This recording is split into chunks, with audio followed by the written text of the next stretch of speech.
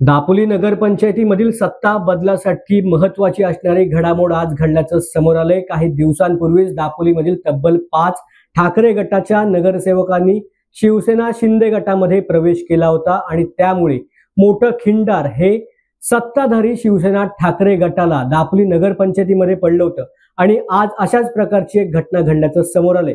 उर्वरित ठाकरे गटाच्या 4 नगरसेवकांनी देखील आता ठाकरे गटाला रामराम करण्याची तयारी दर्शवली आणि ह्याच पार्श्वभूमीवरती आता त्यांनी शिवसेना शिंदे गटाचे नेते रामदास कदम यांच्या निवासस्थानी जाऊन त्यांची भेट घेतल्याचं देखील बोललं जातंय।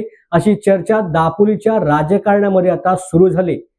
ठाकरे गटाचे 4 नगरसेवक यामध्ये आता किंग मेकर म्हणून ओळखले जाणारे खालिद रखांगे, त्याचबरोबर रिया सावंत, अजिम चिपळूणकर, फिरोज गिलगिले, नादिर रखांगे या तब्बल 4 नगरसेवकांनी शिंदे गटाचे नेते रामदास कदम यांची भेट घेतली। त्यामुळे आता ऑपरेशन टायगर दापोलीमध्ये पुन्हा एकदा सुरू झाले का, ही चर्चा दापोलीमधील राजकारणामध्ये सुरू झाली। जर ह्या 4 नगरसेवकांनी शिवसेना शिंदे गटामध्ये प्रवेश केला तर येणाऱ्या काळामध्ये नक्कीच दापोलीमधील सत्ता बदल होऊ शकते। त्यामुळे येणाऱ्या काळात कोणती राजकीय घडामोड दापोलीच्या राजकीय पटलावर घडणार आहे याकडे सर्वांचं लक्ष लागून राहिलंय।